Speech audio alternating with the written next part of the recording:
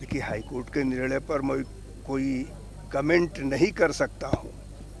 मैं इतना ज़रूर जानता हूँ कि विश्वविद्यालय के हित के लिए जो मैंने किया है वह सही था।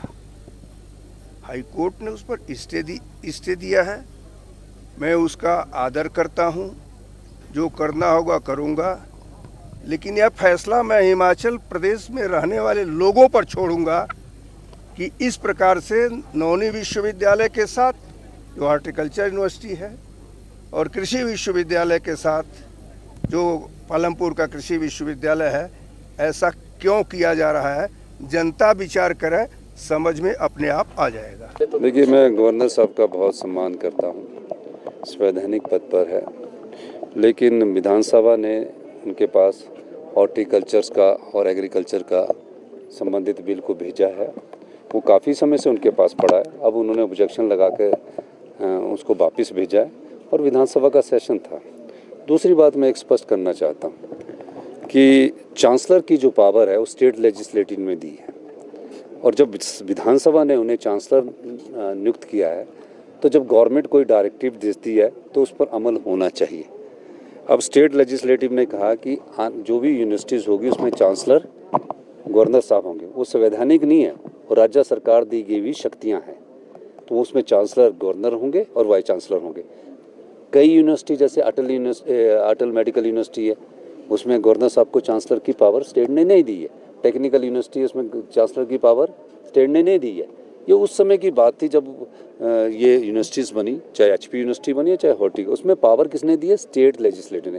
स्टेट लेजिस्लेटर की कैबिनेट जब ये फैसला करती है कि माननीय राज्यपाल महोदय से बात की जाए, और इसमें जो कैबिनेट का बात होती है कि जो हमारे एग्रीकल्चर मिनिस्टर साहब ने बात की कि इसमें हम उनको चिट्ठी लिखनी चाहिए। पहले एग्रीकल्चर मिनिस्टर साहब ने उनको चिट्ठी लिखी, फिर हमारे सेक्रेटरी एग्रीकल्चर ने कहा कि आप चांसलर की पोस्ट होल्ड करने के बाद गवर्नमेंट की डायरेक्टिव्स आपको ऐसी है कि आप इसको अभी मत एडवर्टाइजमेंट कीजिए। फिर तीसरी बात, कैबिनेट ने उनसे बात की और कैबिनेट ने उनसे कहा कि आप इस एडवर्टाइजमेंट को विड्रॉ कर दो। उसके बाद भी जिस राज्य सरकार की विधानसभा ने एक्ट पास करके शक्तियाँ दी, उसके बाद फिर उन्होंने एडवर्टाइजमेंट को 5 दिन के लिए बढ़ा दिया। तो उस बात पर हाई कोर्ट ने भी संज्ञान लिया है, और मेरा ये मानना है कि राज्यपाल महोदय से मिलकर इन सब बातों से समाधान ढूंढेंगे। राज्यपाल जी के पास किस प्रकार से किसी अधिकारी ने किस प्रकार केस पुटअप किया वो विषय है। वैसे राज्यपाल जी हमेशा हिमाचल के जो इंटरेस्ट है उसकी बात करते रहते हैं, चाहे किसी भी मामले में मुझसे चर्चा करते रहते हैं, चाहे नशा के संबंधित मामला है, चाहे यूनिवर्सिटी से संबंधित मामला है, और चाहे और किसी भी चीज़ से संबंधित मामला, सब पर चर्चा होती रहती है। और ये जो एक्ट है, कुछ यही नहीं एक्ट है, और भी कई एक्ट उनके पास विधानसभा में हमारे पड़े हैं। और सबसे बड़ा एक्ट तो उनके पास सुखाश्रय वाला पड़ा है, जिसमें अनाथ बच्चों को हम पेंशन पे वाले दे रहे हैं, हमने एक्ट पास किया है। और तो भ्रष्टाचार को ख़त्म करने के लिए भी एक एक्ट पड़ा है, जिसमें एमएलए पार्टी छोड़कर दूसरी तरह चले जाते हैं। तो कई एक्ट पड़े हैं, तो मैं उनसे मिलकर बात करूंगा, और निश्चित तौर पर मैं उनके पास जब जाऊंगा तो मुझे लगता है कोई ना कोई हम बैठकर समाधान निकालेंगे।